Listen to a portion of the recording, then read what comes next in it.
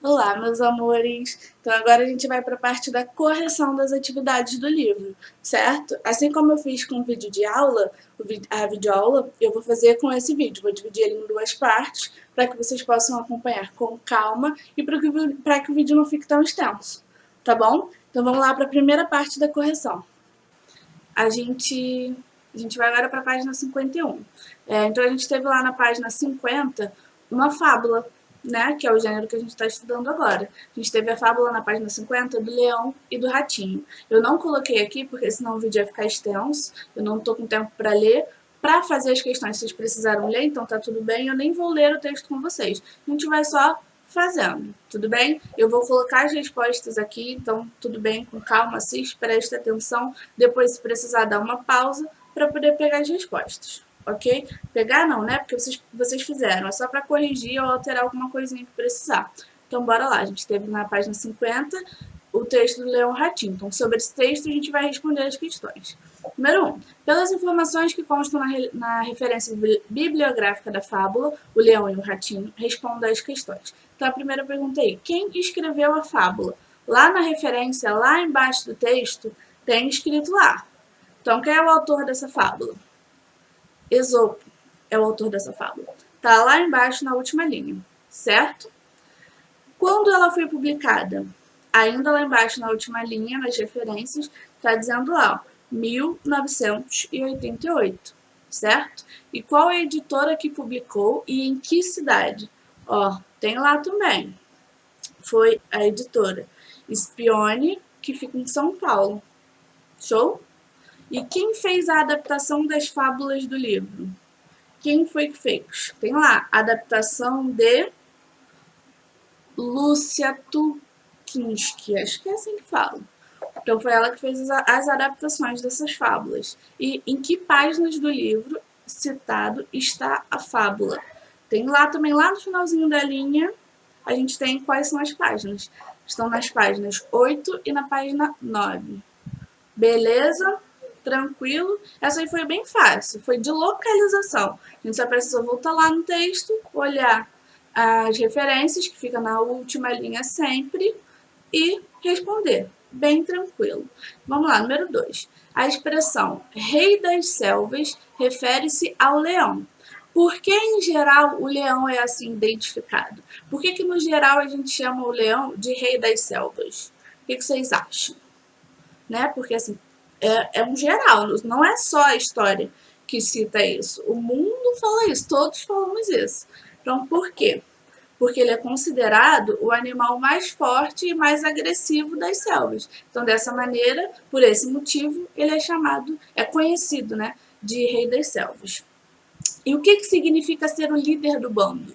Se eu digo que determinado animal é o líder do bando, o que isso significa? Significa que ele é quem lidera, que ele é quem comanda aquele bando. Show? 4. Que intenção tem o ratinho ao dirigir-se ao leão como majestade das selvas? Qual é a intenção do ratinho quando ele fala com o leão desta maneira? E aí, o que vocês acham?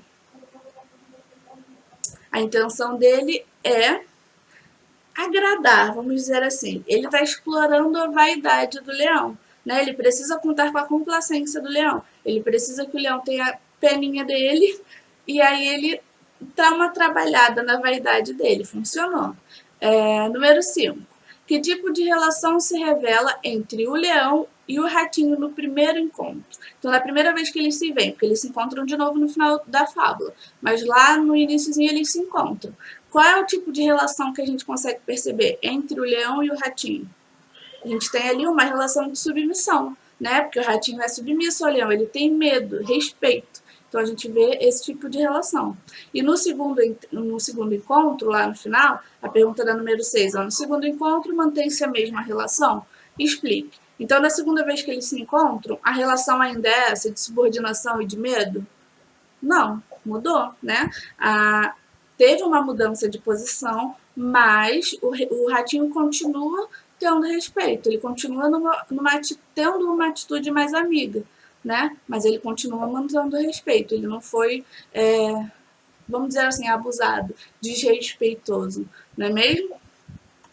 Página 52 agora, número 7. Identifique no texto a que se referem as expressões destacadas nas frases abaixo. Então, por favor, majestade das selvas, não me esmague, implorou o ratinho. E você tem alguma boa razão para que eu não faça isso? Então, esse isso aí que está marcado, ele se refere a quê? Está se referindo ao ato de esmagar, né? Então, você tem alguma boa razão para que eu não faça isso? Isso o quê? Esmagá-lo, né? Letra B. O leão fez de tudo para se soltar, mas não conseguiu.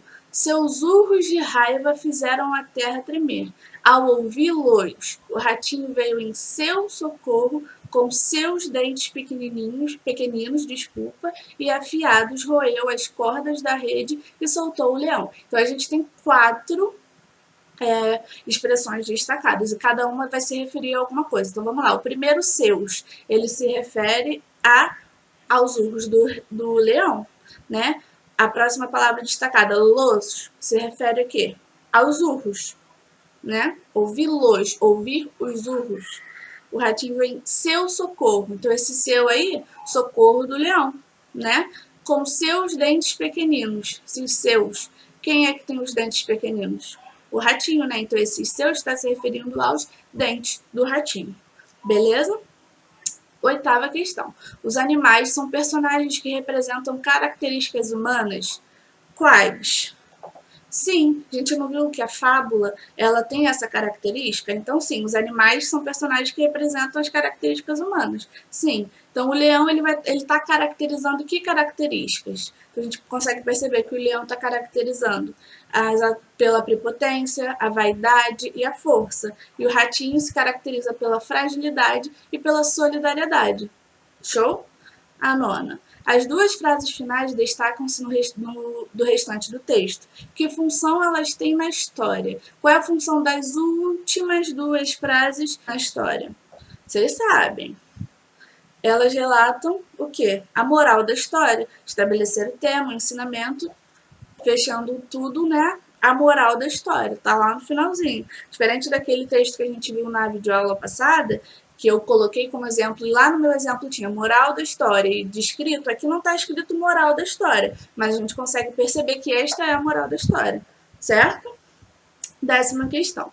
Explique o que as frases significam no texto. Então, a gente tem que explicar o que significam essas frases dentro do contexto do nosso texto, da nossa fábula.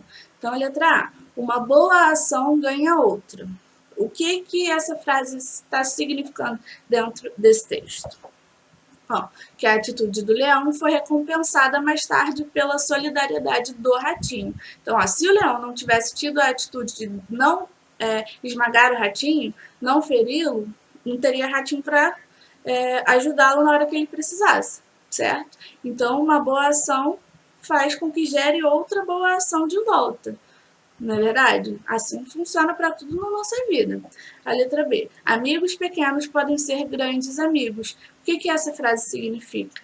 Que a fragilidade física, o tamanho, não significa a falta de espírito solidário, de espírito amigo, né? Independente do tamanho físico, não quer dizer que isso vai influenciar na capacidade do outro de ser um grande amigo ou não, de ser solidário ou não.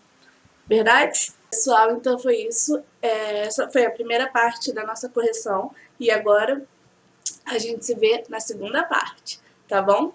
Um beijinho e até a próxima.